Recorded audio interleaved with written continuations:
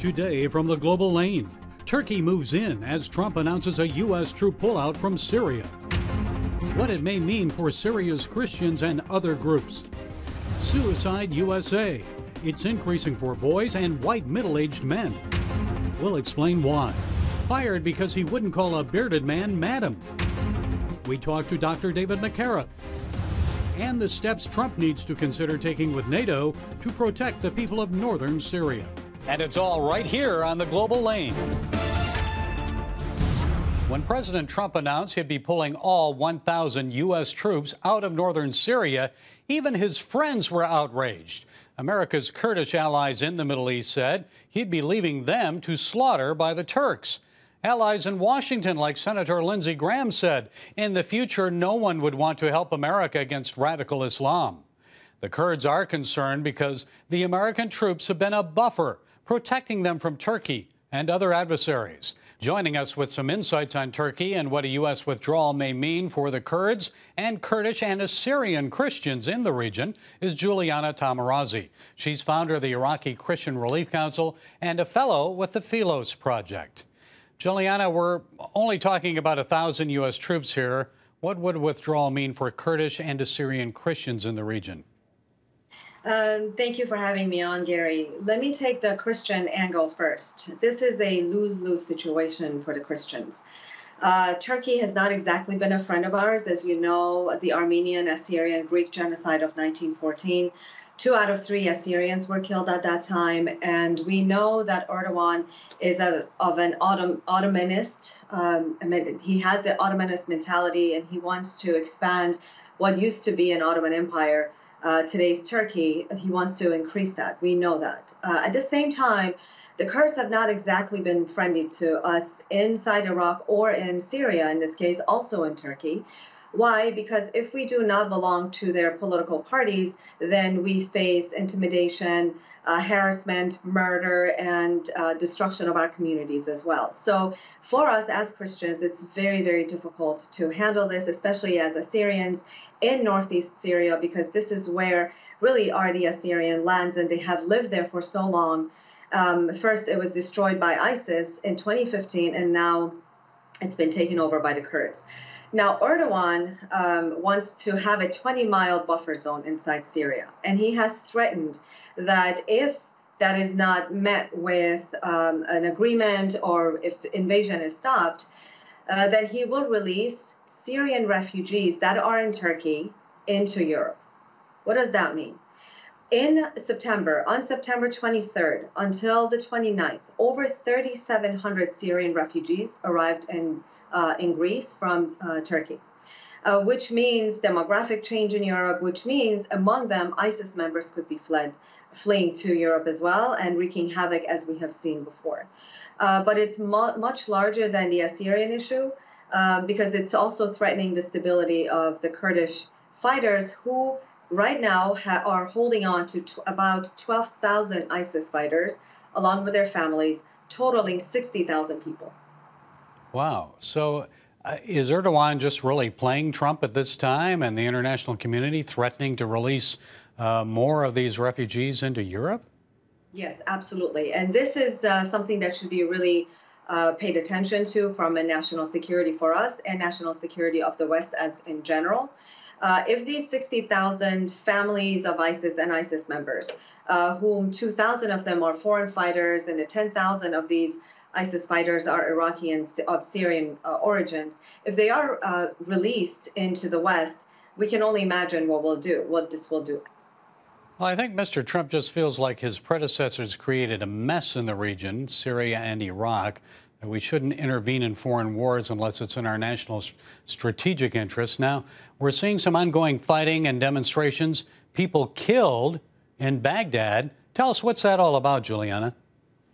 So the uprising in Baghdad began when al-Sa'idi, who was the #2 commander, who is a Shiite, in fact, in Iraq, who pushed back ISIS and did a lot of the heavy lifting in the fight against ISIS, was pretty much fired, demoted, but then it really equals being fired. He used the opportunity of corruption because Iraq is very corrupt. People are dying, they're starving, agriculture is suffering, they don't have clean water, they don't have health care, and jobs are very few and far in between. So he used all of this to mobilize his base to rise up against this current corrupted government.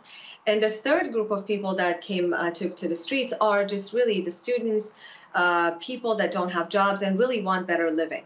But unfortunately, instead of the administration, the parliament rallying around these people and protecting them and really listening to their demands, they started killing them.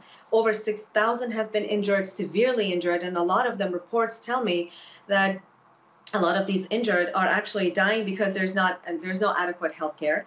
Over 200 people minimum have been killed. They've arrested journalists, bloggers, of course, protesters. So we don't know what the future of Iraq really looks. We don't know what will happen. Powers to be are asking the prime minister of Iraq to step down. We don't know if he will or not. There's a lot going on, and we appreciate you filling us in with the latest. Juliana Taimoorazy, as always, we appreciate you sharing your insights with us. Thank you. Thank you so much for your time. Remember for a moment what it was like to be a child. You believed every story you were told. You saw a world full of endless possibilities. What stories will the world's orphaned and at-risk children believe? We believe the Bible tells the only story truly worth believing. We believe that every child should have the opportunity to dream, the chance to take challenges and turn them into possibilities, the chance to stand on the promises of God, to recognize their place in the greatest story ever told. They have their whole lives ahead of them. Theirs is a world of endless possibilities. They are looking for a story to believe. We will tell them that story. Will you join us?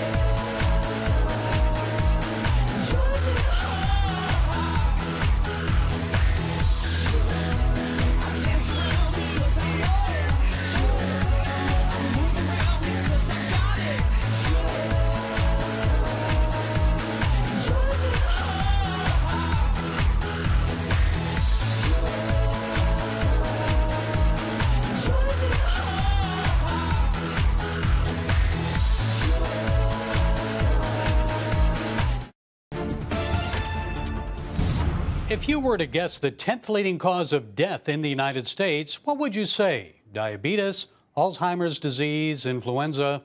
Nope, it's suicide.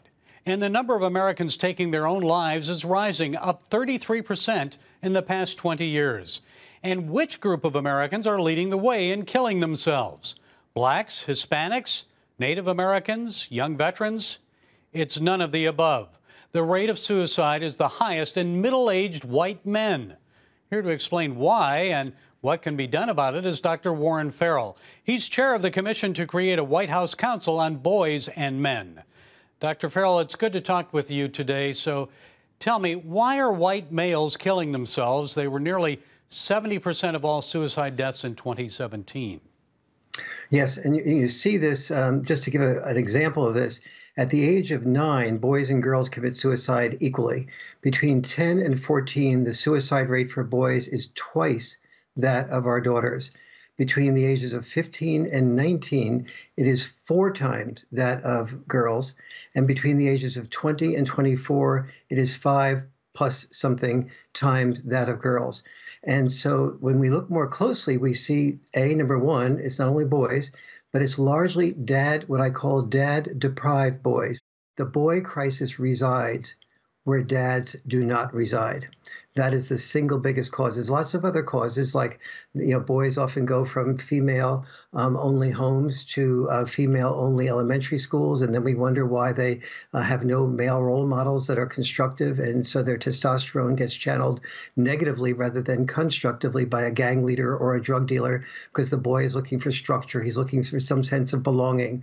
Or ISIS recruits are almost all not only boys, but dad-deprived boys, and the smaller percentage of girls that are ISIS recruits, dad-deprived girls.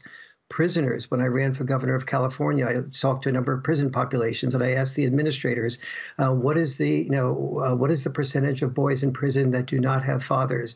The answer was almost universally about 90%. And so we are dealing with an enormous, the breakup of the family. If we really want to make America great again, the way we need to do it is to make the American family great again. I imagine as men then get older, especially white men, then these issues just come out to the forefront. It's the highest among middle-aged white men right now, suicide. What is it about middle-aged white men? Why not all men? Yes, first of all, middle-aged white men, it's the highest increase, but the highest percentage of suicide compared to females is actually among older males. 85 and above are males 85 and above are 1,760% more likely to commit suicide than their female counterparts. But among middle-aged men, it's going up because oftentimes middle-aged men lose a job. They don't feel that they have a sense of worth. And what we've trained boys and men for throughout history is we've trained boys and men for heroic intelligence. And heroic intelligence has served in a very important purpose. We would be speaking German under Nazi rule if it wasn't for the willingness of boys and men to die in battle to be able to save the country and have the freedoms that we have. However, it has also exacted a price. The development of heroic intelligence is training for a short life, to be disposable at the age of 18 or whatever, to be willing to make that sacrifice in war. And now today we have fewer boys and men who are needed in wars, and so we have the potential for expanding boys' purpose, for boys to be a musician or an artist or an elementary school teacher or a full-time father or a part-time father. All of those things are possibilities now that they weren't in the past. However, boys that go from having a purpose void to a dad void, they end up having the alternative senses of purpose they have to be that elementary school teacher or that wonderful artist. Those purposes do not get without the father involvement. Often the father does not. The father often brings discipline to the child, which creates postponed gratification, which creates the ability to fulfill one's dreams. And so with many boys, the mother is very good at identifying how beautiful and talented the boy is, but oftentimes doesn't create the postponed gratification and the discipline for that boy to fulfill that to fulfill that dream of becoming an Olympic athlete or becoming whatever his dream is. And so the boy pursues the dream, fails, becomes disappointed, does that 2 or 3 more times, and often becomes afraid to dream. That's what often leads to the slippery slope of boys becoming depressed, becoming suicidal. And in middle age, back to your original question, in middle-aged men oftentimes feel that they are they see their life before them and they realize they haven't accomplished something that is really meaningful to them.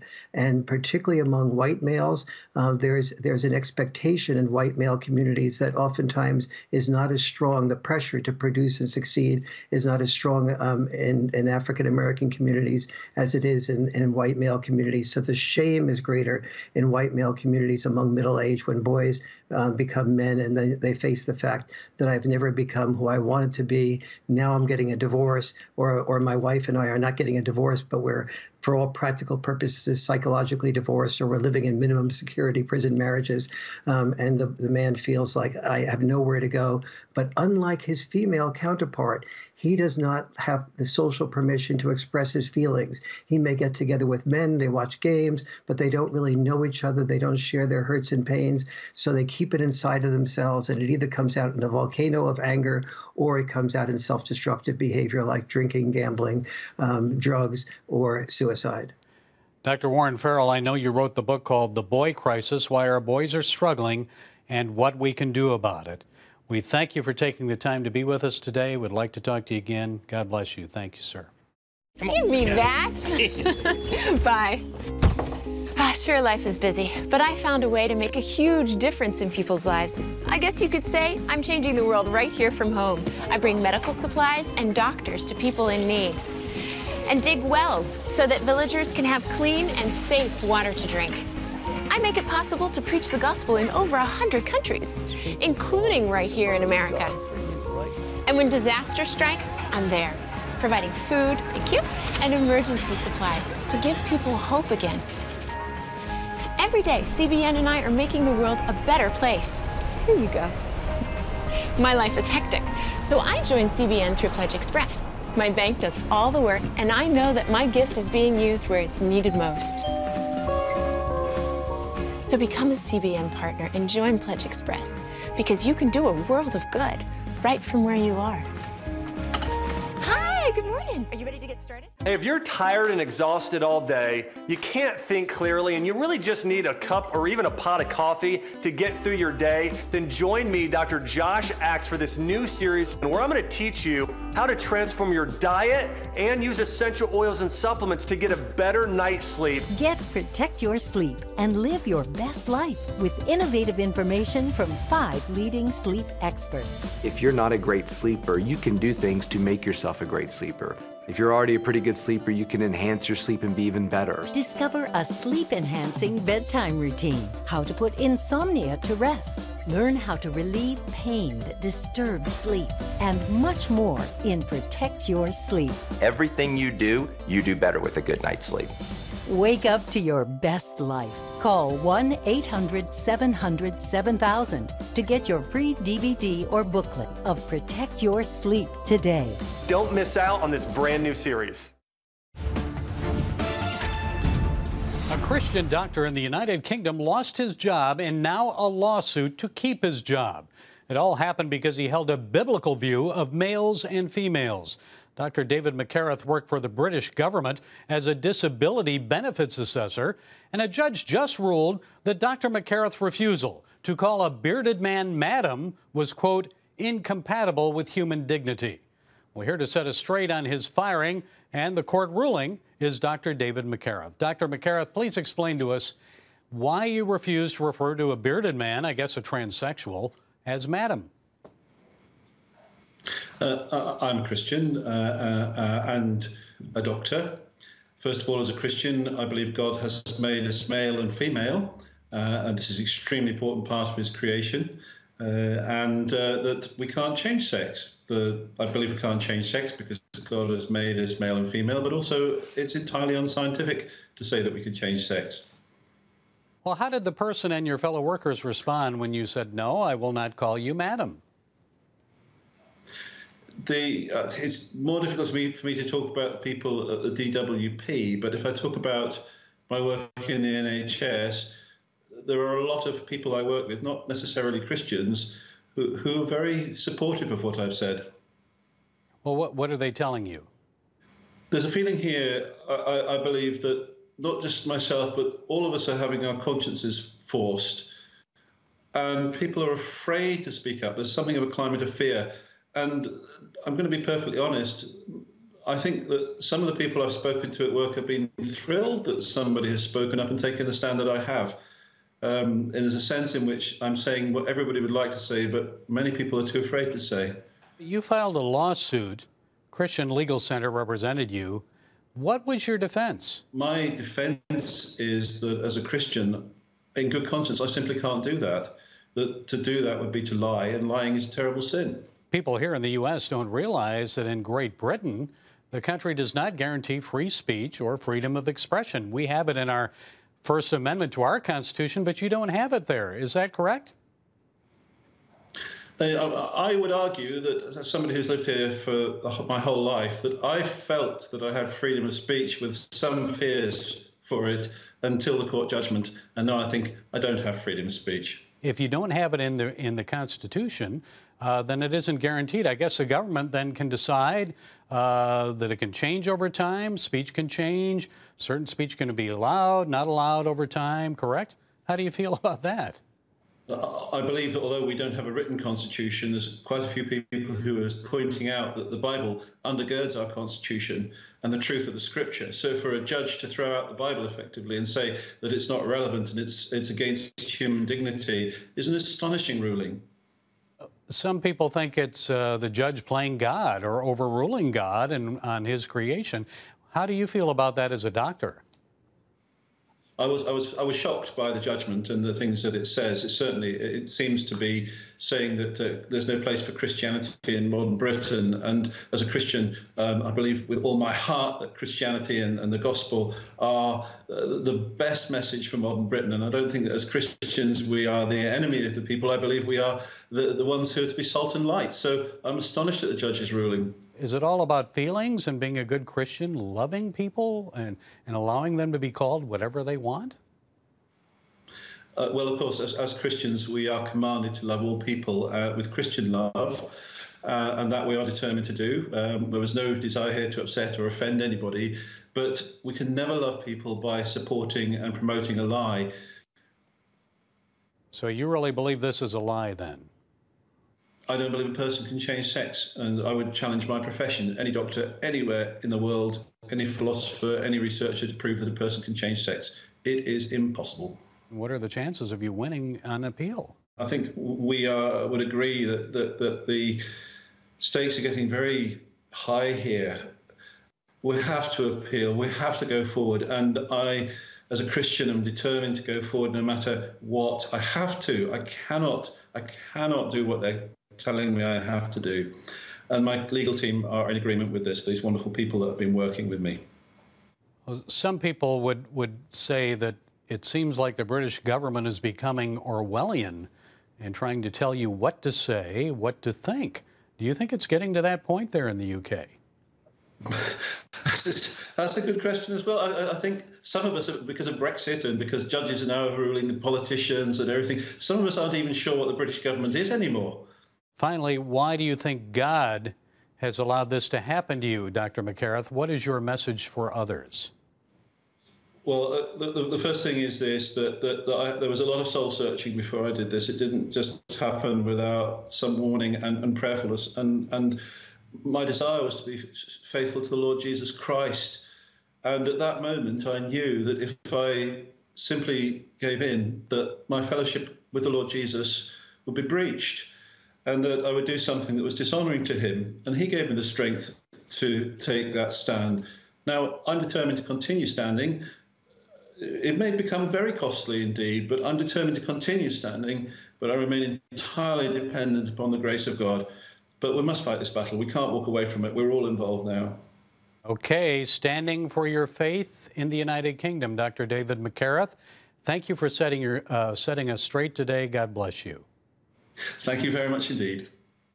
We will move the American embassy to the eternal capital of the Jewish people, Jerusalem.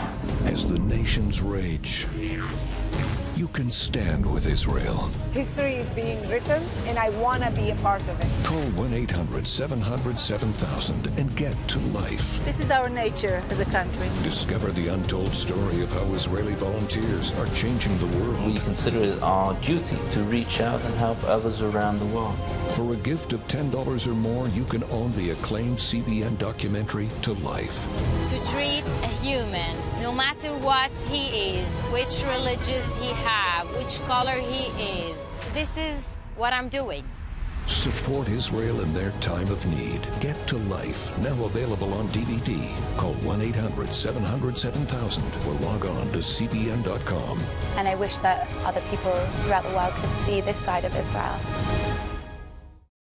Orphans Promise is committed to loving and serving at-risk children, to helping keep families together, and to creating opportunities for strong and sustainable communities around the world. We're working in over 60 countries around the world, and with your help, we can do even more. There's an old African proverb I love that says, if you want to run fast, run alone. But if you want to run far, run together. At Orphans Promise, we want to run far so we can touch the lives of as many orphaned and vulnerable children as possible. But we don't want to go alone. We're out to change the world, one child, one family, one community at a time. Will you join us?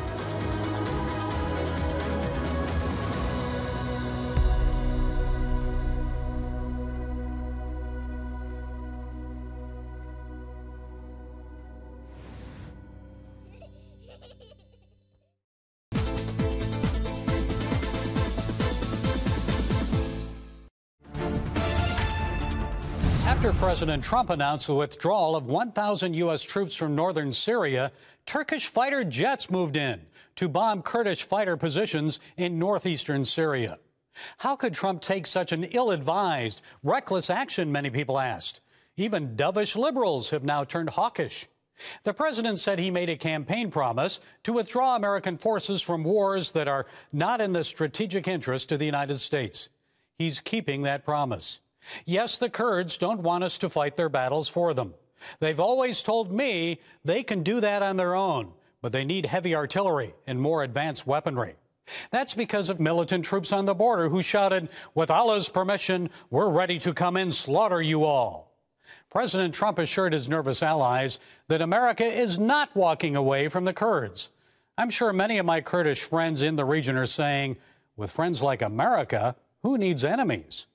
Mr. President, you must reassure the Kurds that you will keep the arms and money flowing to help them. Your decision is allowing Turkey to overrun northern Syria. And despite Erdogan's assurances that he will not harm Syrian and Kurdish Christians and others, he cannot be trusted to keep his word. His Air Force has already caused civilian casualties. You say we must look at the big picture. Well, the big picture is Erdogan has made no secret of his desire to reestablish the Ottoman Empire.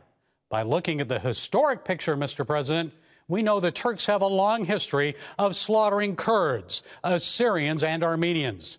President Trump tweeted he'll be watching Erdogan closely, ready to, quote, totally destroy and obliterate the economy of Turkey. I've done it before.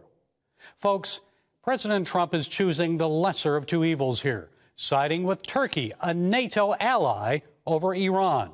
Apparently, he would rather have a NATO ally occupying northern Syria than having Iran and Bashar al-Assad move in. And because Turkey is a member of NATO, the United States has leverage and influence over Erdogan. We lack that with Assad and the Ayatollahs in Iran. I'm sure President Trump also believes that Turkey's action may force concessions from President Assad and the Russians, perhaps the result being a negotiated settlement to the Syrian war. Still, Mr. President, as Erdogan takes military action in northern Syria, why not gather a coalition of countries together, send in a small contingent of NATO troops to the area to make sure the people are protected from NATO member Turkey and anyone else who means to annihilate them? Make it a NATO operation, not solely a Turkish one. That may be the best option. Keeping a campaign promise is honorable, but protecting America's friends from harm is more important and the right thing to do. Well, that's it from the Global Lane. Be sure to follow us on Facebook, iTunes, SoundCloud, YouTube, and Twitter. And until next time, be blessed.